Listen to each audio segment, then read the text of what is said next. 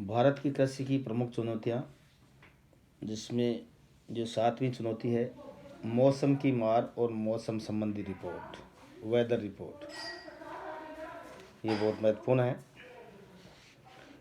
मौसम संबंधी जानकारी की आवश्यकता कृषक, व्यापारी, मछुआरे, बंदरगाह, शिपिंग उद्योग, विमान सेवा, पर्यटन, खेलों, उद्योगों तथा सुदूर संवेदनशील तकनीकी प्रौद्योगिकी और प्रत्येक नागरिक को आवश्यक है कि ये देश के प्रत्येक नागरिक को आवश्यक है कि और मुख्य रूप से कृषक को, व्यापारी को, जो मछुआरे हैं जो अपना रोजी रोटी मछली पकड़ के करवाते हैं, काम चलाते हैं समुद्रों में, बंदरगाह, जहाँ पर बंदरगाह पे कई लोग कार्य करते हैं, शिपिंग उद्योग है, विमान सेवा है, पर्यटन, खेलों, उद्योग तथा सुदूर संवेदनशील तकनीकी प्रौद्योगिकी। तो ये चीज़ें क्या है कि ये मौसम का पूर्वानुमान नहीं होता तो इससे बड़ा हानि होती है, और यदि इसकी पूर्व जानकारी हो जाए तो उसमें क्या है कि थोड़ा सतर्क रहा जा सकता है और जो हानि है उससे बचा जा सकता है। मौसम की सूचना के अनुसार सभी अपना कार्यक्रम बना सकें तथा तदनुसार ठीक से संपादित कर सकें, अन्यथा केदारनाथ जैसी त्रासदी का सामना करना पड़ सकता है।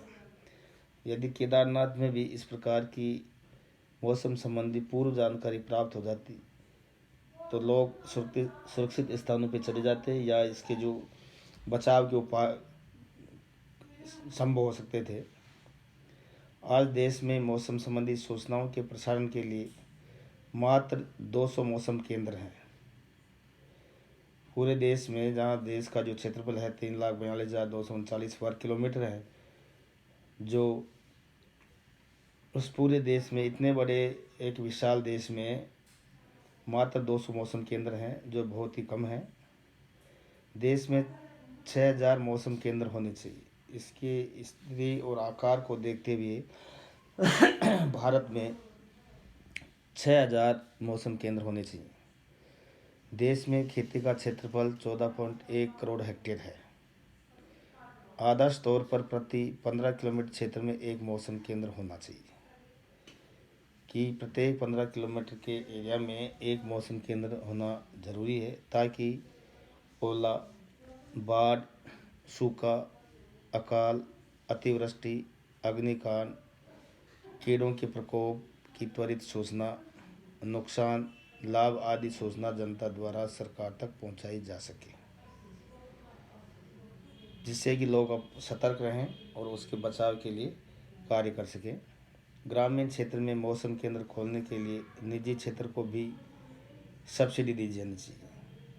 केवल सरकार द्वारा ही नहीं, बाकी कुछ ऐसे जो निजी क्षेत्र हैं उनको सरकार द्वारा मौसम केंद्र खोलने के लिए सब्सिडी दी जानी चाहिए, ताकि इस क्षेत्र में अधिक विकास हो और अधिक मौसम केंद्रों को स्थापित किया जा सके। मौसम की मार से विभाग को बचाने का एक ही यही तरीका अन्य सहायता, मुर्गी पालन, मत्स्य पालन, पशुपालन, डेयरी आदि नहीं होकर हम सबका गहन व्यापक बीमा और कृषक को मौसम की मार से बचाने के लिए सरलतम प्रक्रिया का बीमा होना चाहिए, ताकि किसान मौसम की मार से बच सके। कि अब धीरे धीरे क्या है कि इस ओर ध्यान दिया जा रहा है कि किसानों को, जो जैसे मुर्गी पालन है उसके, जो मुर्गी के पोल्ट्री फार्म है उसका भी बीमा होता है। मान लो कई बार जैसे आंधी है, तूफान है या अग्निकांड है, जिससे बर्बादी हो जाती है, नष्ट हो जाते हैं, तो अगर इसका बीमा हो तो उसको जो संबंधित मालिक है उसको मुआवजा के तौर पे मिल सके और वो अपने इससे उभर सके। इसके अलावा मत्स्य पालन है, इसमें भी कई बार क्या है कि जहरीले कुछ ऐसी दवाइयों से या कुछ प्रकार की पूरी मछलियाँ उस पूरे डैम में ख़त्म हो जाती हैं, जिससे बीमा होना चाहिए। पशुपालन डेयरी का भी होना चाहिए। तो धीरे धीरे अभी क्या है, पशुओं का भी एक बीमा किया जा रहा है, किसानों का भी किया जा रहा है। तो इससे क्या है कि बचा जा सकता है और किसान मौसम की मार से बच सके।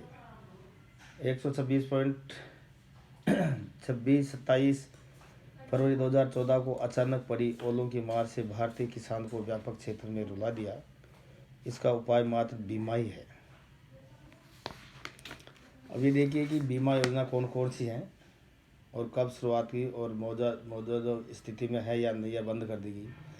सबसे पहले प्रारंभ की गई थी समग्र फसल बीमा योजना। ये सन 1985-86 में इसकी शुरुआत की गई, लेकिन ये कम ही समय तक चल पाई और 1999 में इसको बंद कर दिया गया। प्रायोगिक फसल बीमा योजना नंबर 2, जो 1997-98 में प्रारंभ की गई और उसी साल, एक साल के लिए उसी साल उसमें बंद हो गई। और राष्ट्रीय कृषि बीमा योजना जो 1999-2000 में शुरू की गई और ये 2010 में इसमें कुछ संशोधित किया गया। कृषि आमदनी बीमा योजना ये 2003-04 में शुरू हुई और उसी साल बंद हो गई। संशोधित कृषि बीमा योजना 2010-11 में शुरुआत की गई और निजी कंपनियां इसमें शामिल की गई। तो इस बीमा योजना के द्वारा किसानों को या जो संबंधित जैसे भी मछली पालन में लगे हुए हैं, मुर्गी पालन में, पशुपालन में, उनको इसके आर्थिक सहायता मिल सके। अतः मौसम संबंधी सूचना टीवी, रेडियो, समाचार पत्र, SMS और अंतर संवाद प्रक्रिया तकनीक के माध्यम से कृषक समुदाय को कृषि उद्देश्यों की पूर्ति और विमान सेवाओं को भी लाभ पहुँचाने हेतु आवश्यक है।